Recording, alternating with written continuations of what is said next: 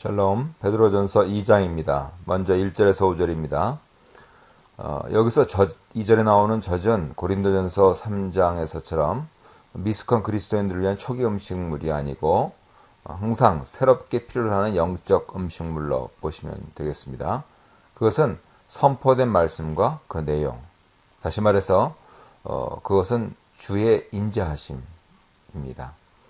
신령한이라는 그리스어 낱말은 말씀에 상응하는, 말씀에 일치하는 뜻이 있습니다. 그래서 이렇게 이해하시면 좋겠는데요. 젖은 섞인 것이 없이 순수할 때 순전한 것이다. 예. 그래서 하나님 말씀을 말씀으로만 전하는 그러한 태도가 대단히 중요하고요.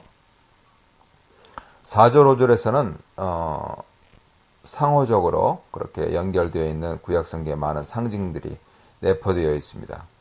부활하신 그리스도는 이사야 28장 16절, 시편 118편 21절을 고려해서 산들로 일컬어지고요.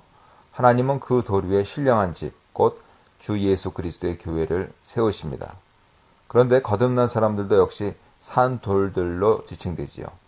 거듭난 사람들은 그리스도의 생명을 받았기 때문에 그의 성전을 구성하는데 한 부분이 되어야 합니다. 이 두 측면에 대해서는 고린도전서 3장 16절에 참조하시고요. 동시에 그들은 또한 제사장의 기능도 가지죠. 그래서 그들은 이 성전에서 하나님께 신령한 제사를 드립니다. 신령한 제사란 그들의 믿음의 순종, 바꿔 말해 형제사랑과 하나님 경외함에 나타나는 그들의 삶의 행실입니다. 6절에서 10절입니다. 6절에 있는 이사야 28장 16절의 인용문은 로마서 9장 33절, 10장 11절 등과 같이 70인역에 따라서 인용이 되었습니다. 7, 8절에 인용된 구약성경의 다른 두 개의 말씀과 6절을 결합시킨 것은 동일한 돌이 믿는 자들에게는 보배지만 믿지 아니하는 자들에게는 걸려서 넘어지게 하는 돌, 부딪히는 돌, 거치는 반석이 되었다는 사실을 나타냅니다. 인간의 자유의지가 최종적으로 결정하는 것이 아니라는 사상은 8절 끝에 다만 암시되어 있을 뿐인데요.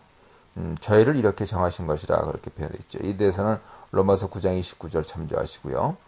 베드로전서에서는 9절 10절에서 그리스도 안에서 살아있는 하나님 말씀을 통해서 거듭나서 이제 산 돌로서 신령한 성전을 건축하는 데 쓰이게 하는 사람들에게 이스라엘 민족에 부여된 영예로운 칭호를 수여합니다.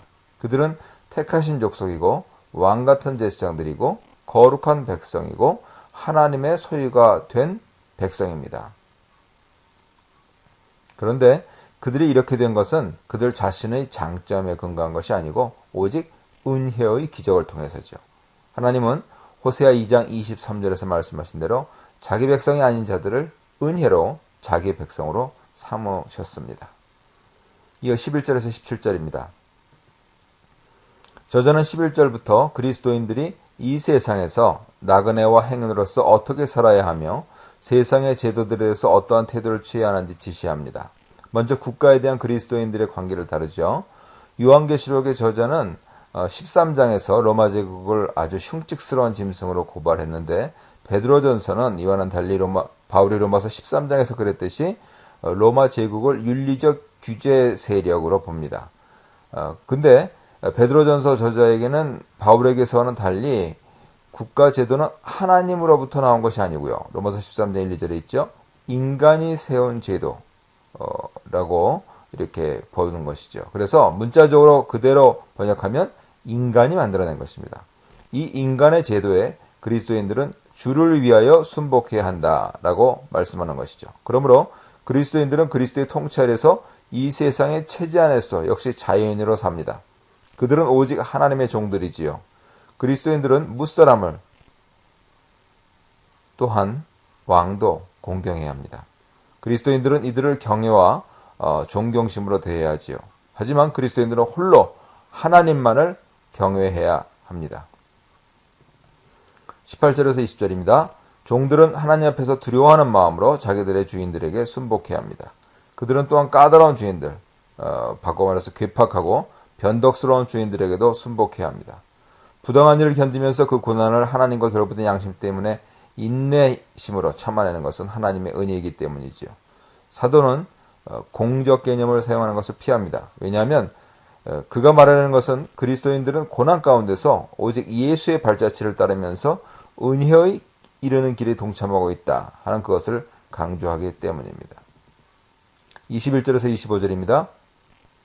예수의 길은 이달락에서 이사야 53장에 의거해서 고난을 당하는 하나님의 종의 길로 묘사됩니다.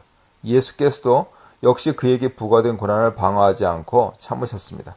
그러나 예수께서는 동시에 우리 죄를 자기 몸에 짊어지시고 십자가로 나무로 옮기셨습니다. 그래서 그는 그리스도인들에게 단지 하나의 본을 보이셨을 뿐만 아니고 또한 의 가운데서 사는 삶의 가능성을 열어주셨습니다. 너희 영혼의 감독이라고 하는 이 표현은 확실히 사도가 감독의 직분을 말하려고 하는 것이 아니고 목자 개념과 병행해서 감독이라는 그리스도 개념을 문자적 의미 그대로 사용한 것입니다. 예수는 길을 잃은 양들의 목자이며 감독, 즉 보호자 혹은 감시자이시다라고 하는 것이죠.